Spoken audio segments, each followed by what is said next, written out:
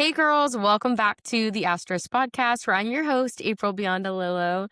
On today's episode, we have Audrey Turner. Audrey Turner is a senior at Grand Canyon University studying marketing. She works in collegiate and professional sports social media. She loves the sunshine, laying outside and tanning in the Arizona sun, and has officially moved full time to Phoenix and has loved every second of it. Audrey, welcome to the podcast. Hi. So excited to have you. Literally, we met at Cherish Conference 2024 in Tri Cities, and me and Marisol both were like, wow, she's so cute. Like, we need to be best friends with this person. So here we are, full circle. You've written a blog for us, and now you are on the podcast. I'm Super so excited. excited. Yes. So we're going to jump in with just telling us a little bit about your own testimony from your early experiences with faith to how you came to really know Jesus in college. Absolutely. So I just recently heard this term called sprinkling, Hmm. and it was that when you're baptized as a baby, it's a sprinkle. And I was sprinkled in the Catholic Church. And that was something I was never knew of. And I thought that I could never really understand Jesus or get baptized in the Christian Mm, church of any of the sorts because I've already done that. yeah. So I automatically knew of the religion in the Catholic Church. I grew up going to school and in church on Sunday. My family drifted away from the church when my parents divorced when I was 10. And since at that age, we didn't talk about Jesus. It was kind of a Right. quiet conversation. Divorce is not a very loved thing in the church. Yeah. So I think that was always kind of a big part of it. And leaving the school was leaving your friends and close family friends that you had there. So I didn't know Jesus, was super afraid of church. A lot of that church hurt came Mm, from just not understanding why we couldn't go back and why these yeah. people kind of rude and off to us after we left. Mm, So it wasn't until my first week of my freshman year in college, I was invited to church.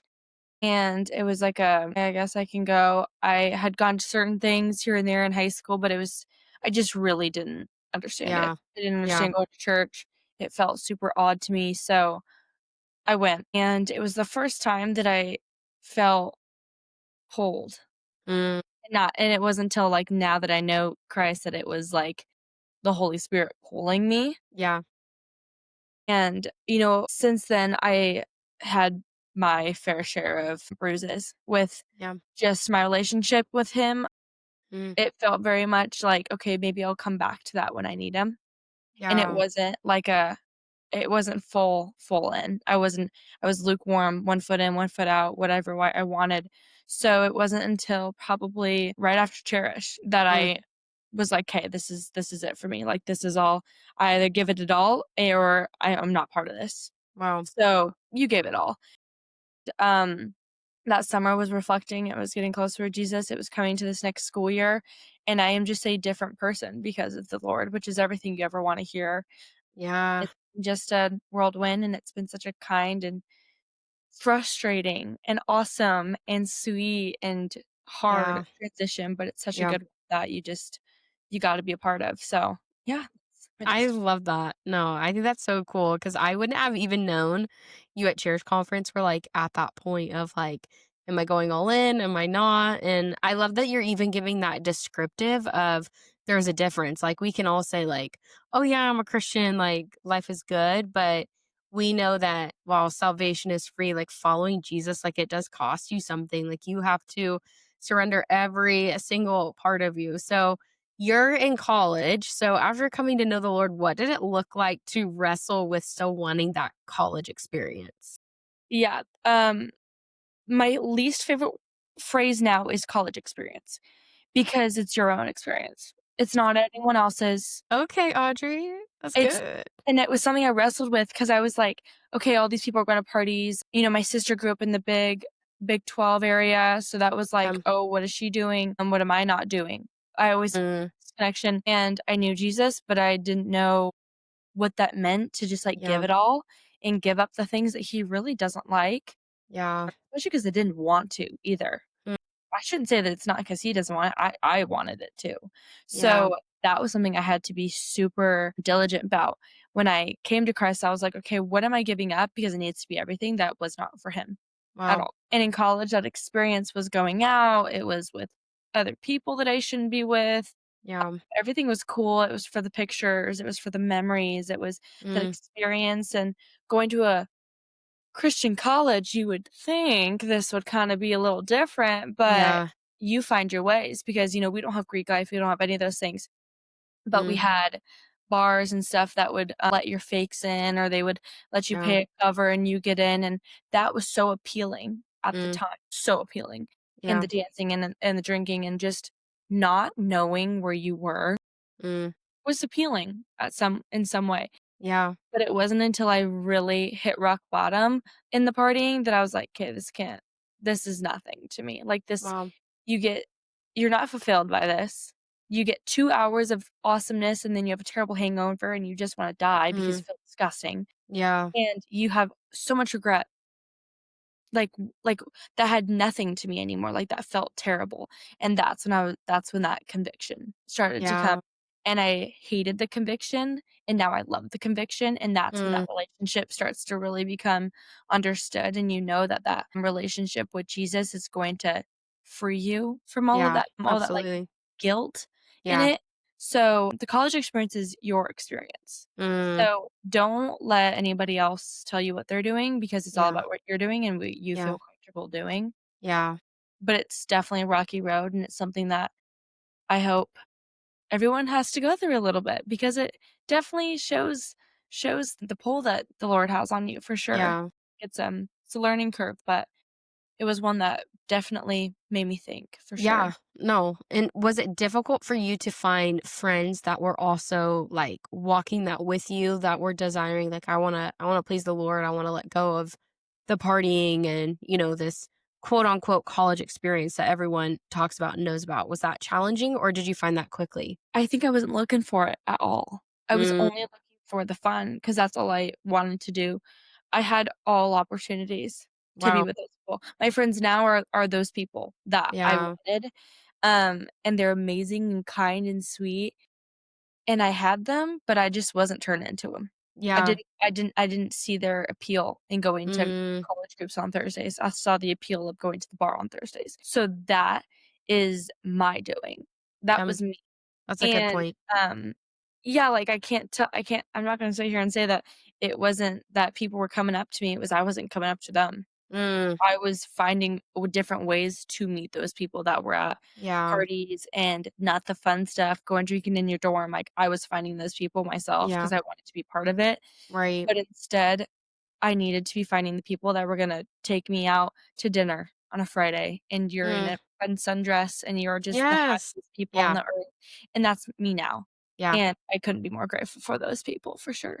I think that's a wonderful picture too, because I think sometimes we feel like if we're giving something up that we're gonna have nothing in return. Like it's this really boring, mid level like life. Like it's just like following Jesus is like just a chore, but you still get to have like really fun experiences, like and you create that with your friends, your community. If that's we want to get dressed up, we want to go have like a cute little dinner and take pictures, it's just removing some of those things that do come with regret and you find out, oh, like the things that actually make me happy aren't what I thought that they would be, which is kind of funny to look at. But I think that's a great way of saying like it wasn't like giving something up and God gave me nothing in return. He gave me like a really strong community of girls where we can do the things that we love just without this portion that's going to bring all this shame and regret with it, which is huge.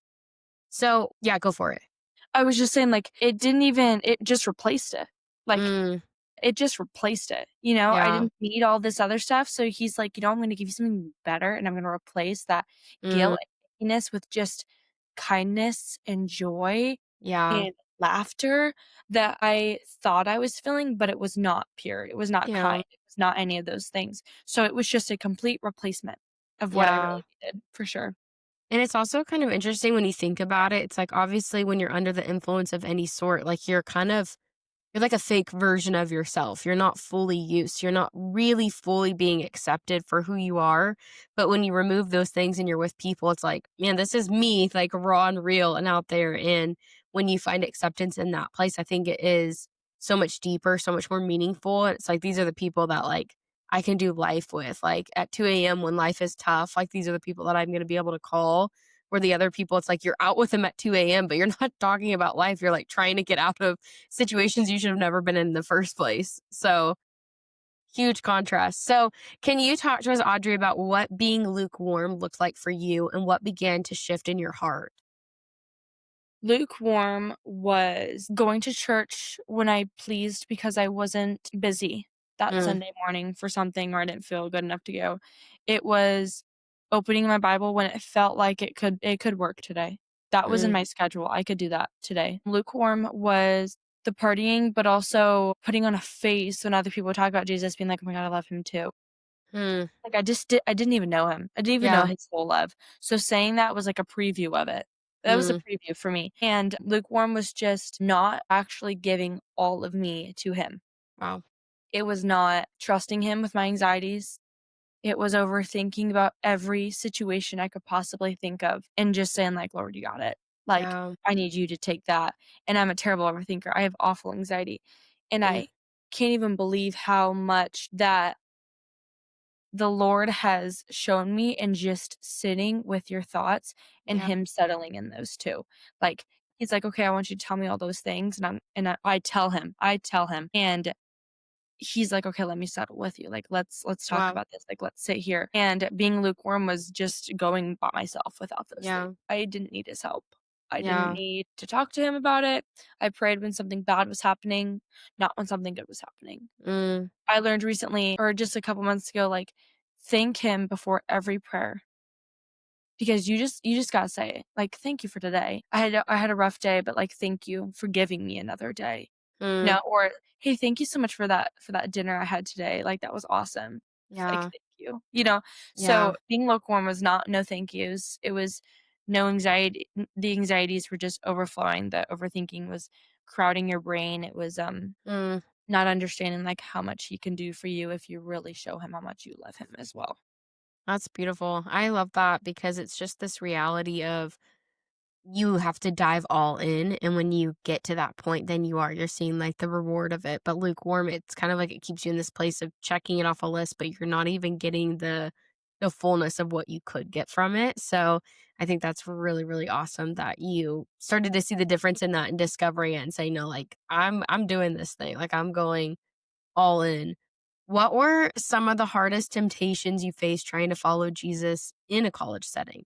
Probably just the quick fun. Mm, I think it was the validation from others was a big yeah, thing. The quick fun would be like, "Well, we're just gonna, like, drink in the apartment for, like, a few hours." yeah. Like, it was like, "Okay, well, I'm not going out, so that's better, right? Mm, I'm not going out, I'm staying in my dorm, so it's fine." yeah, But it wasn't really fine. yeah, It was also yeah, it was the validation from others. I think I wanted to be cool, and I wanted to show that I really didn't care what other yeah, people thought, but I cared so much. I cared yeah, so yeah. much. And now I just don't care because the one person I really want to care is going to always care for me. Mm. So that yeah, it's probably the validation, those, like, quick bursts of fun that were not fun. What would you say to, like, someone that's, like, in that space? Like, maybe they're listening right now and they really do, they have this desire of, like, "I wanna follow Jesus, but, like, I am so weak in my flesh when it comes to the opinions of others and trying to fit in." You know, what would encouragement how would you challenge them? What's helped you? I think what helped me was looking at the joy that other believers had. Mm, Not the joy of the people at the bars that were dancing and singing. It was the joy of the people worshiping. It was yeah. the joy of the people coming out of the church doors after a service, and they're like, "Wow, that was good." Like, "Wow, Mm, we're gonna go get breakfast. Like, I feel great this morning." It was looking at the joy that was from him, yeah, not that's good. substance, not Yeah, from other people, not from validation. It was the joy of the people that yeah, are surrounded in his love, and it was the joy that they expressed so much to me, and I just didn't wanna listen. mm, Looking at that is probably a big part of the advice. yeah. there's another thing is, like, there's always a better s like, there's always something better on the other side. Yeah. And that was something I didn't wanna hear because I didn't get it. That was like, "No, Yeah. there's not." But there is. Yeah. I'm as happy as could be, like, Mm, life throws things at you, but I've never felt more fulfilled yeah. in my life. And that's not just a greeting card saying that's not anything, it's I am fulfilled. Wow. So, it's looking at the joy of others, not caring what other people think is an easy thing to say, but a hard thing to do. Right. And that's why you just have to really surround yourself with the people that are going to lift you up in just who you are, Right. because they don't want you to change. Right. It's actions, it's certain choices that you've made. Those are the things that have to change, but you yourself don't.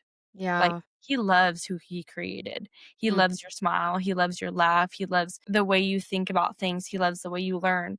So, not changing those things, but changing your actions is a big thing and how you thought about those actions, because we're not asking you to be a completely different person. We're asking you to yeah. be an even better version of yourself. That's good. I like that. So, yeah, probably that. Just probably that. It's so good. Just I love it. probably that. It's just the reality of, like, the enemy can only imitate, and so the fact that you're able to discern, like, this is what the world will say is joy and what will fulfill you, but yet you're looking at it and you're like, "Man, that's not it. It's this close attempt to, but, like, the only thing that can really fulfill you, give you that joy is the Lord." And so, I think it's cool that you're able to paint these pictures of, like, you'll see it over here and it'll look like it, and you have to be smart too, because I mean, like, we're surrounded in social media, so, like, you'll be doom scrolling at night, seeing all the girls in your college campus and who they're hanging out with or what they're doing, and it may seem like everything's great, but we always know there's a story being told behind each of those photos, and so we just have to be really guarded and really mindful of, like, I need to just focus on myself and reflect, like, is this actually making me feel better, or is it, like, I think that question of, like, is it making me feel better? Is it actually making me better? Yeah, I love And that. I That's good, yeah. yeah, and the just to the point of what you're talking about of we're not following Jesus isn't solely like, okay, you're gonna become this completely different person. It's just enhancing the things that God's put inside of you. It's bringing that to the surface, and the things of your flesh, like, dying out that you really don't like about yourself anyways. Like, we always were wanting to change and transform. And I think you said this earlier of, like, I love conviction now because you recognize conviction isn't like this condemnation or shame. It's, hey, there's still growth in Audrey, and that's so cool because that means there's still an even better version of me. Like, I'm constantly becoming and growing and turning into this image of Jesus, which is the goal, like, we want to be just like him. So, you mentioned earlier that at Cherish Conference, there was a turning point for you.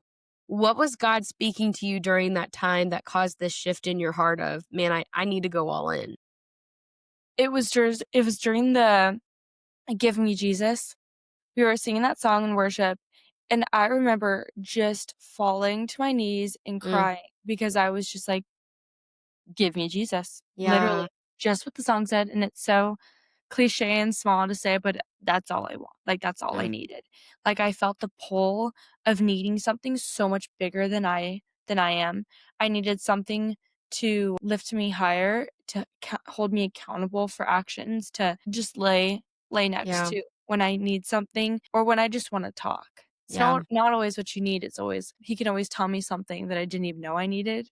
yeah, And that turning point was just listening to that song and seeing all the women in that room mm, feel something different, and yeah, it's not the same as me, which is mm. pretty cool because That that is means really he's cool. working in each one of them, Wow. and it's not this, like, fake, "Oh, we're just gonna put our hands up and sing," because 'cause I've been to those things too, where I'm Yeah, like, "Okay, I didn't feel anything here." Every person in that room, every yeah, girl was touched in a way that you can never explain, yeah, and you never want to because that's yours, it's private. Like, that's yeah, your feeling, that's your relationship with mm, him.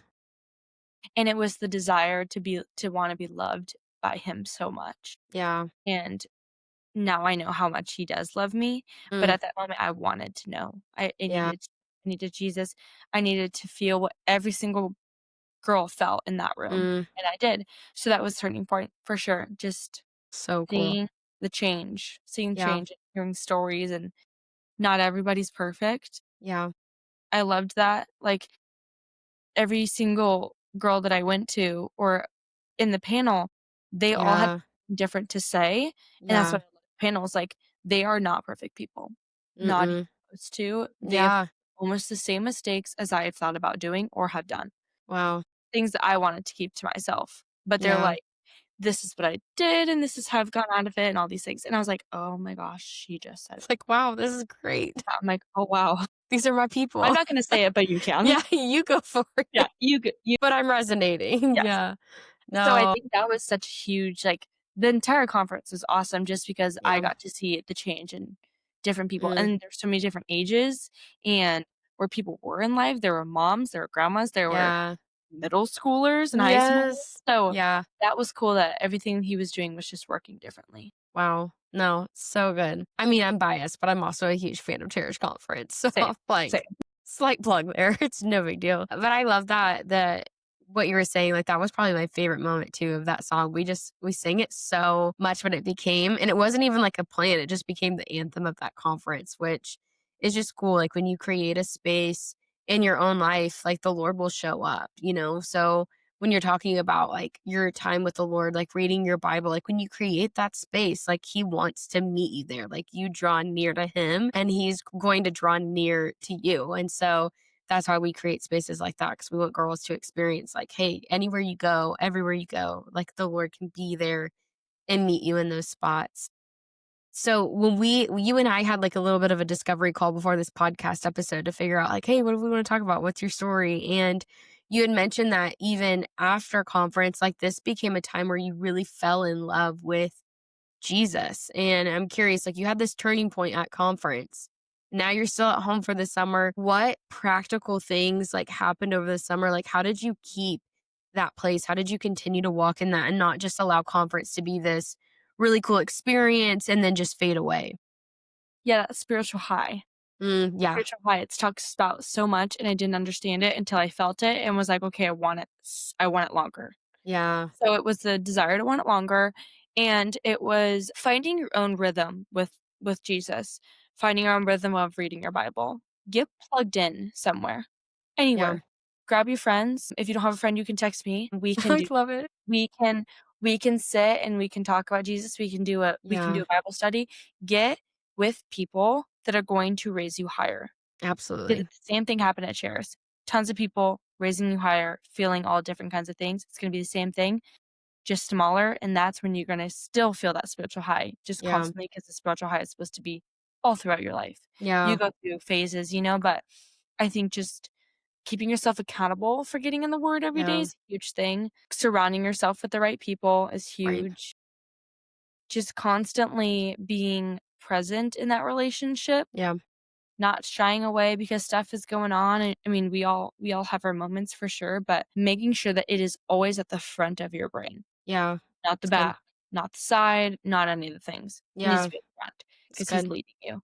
Yeah. So, it would be to get plugged in, Yeah. to remember how good that felt and that you Mm. wanna keep it going, Yeah. because that remembrance is gonna be like, "Okay, yeah, like, I can still have this from a song in my car. Yeah. I can Yeah. still have this from reading a verse that, like, I really needed to hear today." Like, I feel, like, awesome when I hear Yeah. those things.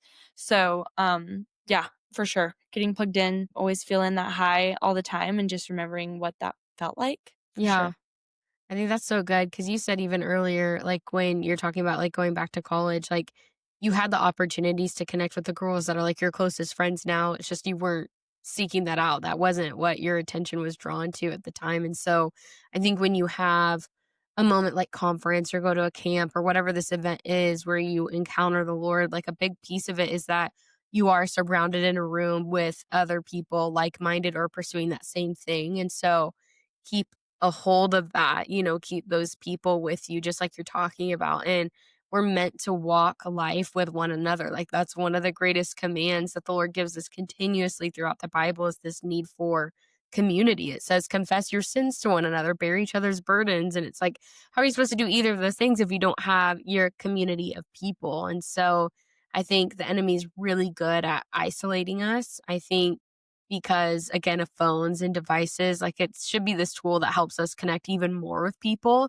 and it can, but oftentimes it's causing us to connect less with one another or not show up as our true selves in a lot of settings. So, I think what you're hitting on is so true of just, man, find those people, make it a priority, and remember, like, this was a good feeling. This was, like, something you hadn't experienced before, so we wanna hold on to this, and typically the things that, like, are really good for us, they come at a cost, they're challenging, but then it just becomes so much of your natural rhythm once you adapt to it that you couldn't imagine having it any other way. So I think that's so powerful, so essential.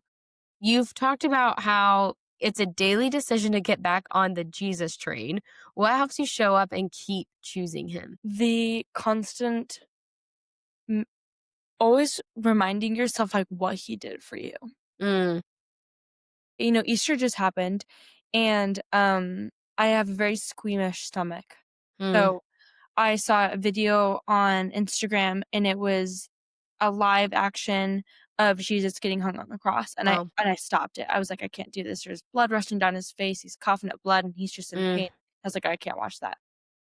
It came up again, and I watched the whole thing, and I was sick to my stomach, but I was weeping saying, "Thank you." wow. So, getting on that Jesus train is remembering how much he did for you. Like, you can get up.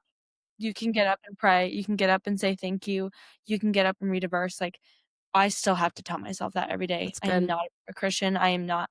Sometimes I 100% skip it because it doesn't feel needed at that moment, but it is so needed. Yeah, Just one verse, yeah, section, anything, because he did so much for you and he's constantly doing something for yeah, you. So you always need to make sure that you're reciprocating that as well. Like absolutely. you need to make sure you're getting in the word, making sure you're saying thank you, you're praying, and that Jesus train is an Yeah, everyday thing. yeah. So remembering that is huge. Yeah. So good. And something you said on the call too that I loved, I actually have it like written down in my notes on my phone was you referenced like Instagram Jesus. And how do you, I want to unpack that. How do you navigate seeing people who claim Jesus on Instagram but live differently in real life? Yeah. So I was just having a conversation with my good friend Kennedy. And she lives in a building next to us. She's a good friend of mine. She's one of those that's always pulled me closer and higher. Love it. And we were talking about this podcast, and I was like, "Here's one of the questions." And she's like, "Okay, I understand what you mean, but, like, what do you mean?" Hmm. And so I kind of explained it to her, and it changed my view on it a little bit more because I Hmm. could tell I was judging on another Mm. side of it, and I needed to change that quickly Wow. because I am no better than anybody Yeah. else. I have posted my Bible with a verse on it. I have posted a selfie being like, "Jesus loves you" today. Yeah. I've done it all the things, but I think that's it separates when I was at the point where I didn't understand Jesus very well, and I really wanted to, but I didn't understand it, and I was getting misrepresentation of him from Yeah. Instagram, and that's where the Instagram Jesus is super hard to Yeah. understand, and it's such a hard thing to grasp because I was seeing girls post at church and they were super happy, and then their private stories on Snapchat is them getting hammered, Yeah. and they're just sitting in their bedroom crying, and it's "Oh, I thought he was supposed to be so much bigger and better for you, like, why Yeah. are you like that? Why are Yeah. you sad?" And that's where that misrepresentation of Yeah. what he can do for you, and that's where the lukewarm comes in and all those Yeah. other aspects, and that Instagram Jesus is the, um, aesthetic. It's Jesus is not an aesthetic, and Kennedy said that, she was like, "Jesus is not an aesthetic. He's not a trend. He's none of those things. He is a living God, Good. and he is just everything above everything." Mm. So, if we keep putting him as a filter and as this relatable thing on our stories because it felt like we needed to push that out on the day. No, like, your heart has to be somewhere with it. Yeah. And some That's good. people's heart is 100% with it, and I love them for it, but Yeah. some aren't. And that's where I am so cautious with what I Yeah. That's see good. and post on Instagram now, knowing Yeah. Jesus, because I never wanted to misrepresentate Right. him Yeah. because it happened to me. Yeah. So the Instagram Jesus is such a hard thing because you can have a Bible verse in your bio Yeah. and you could be going out the next day. Yeah. So that misrepresentation is a big thing in It's good. Instagram, just in life, Yeah, honestly.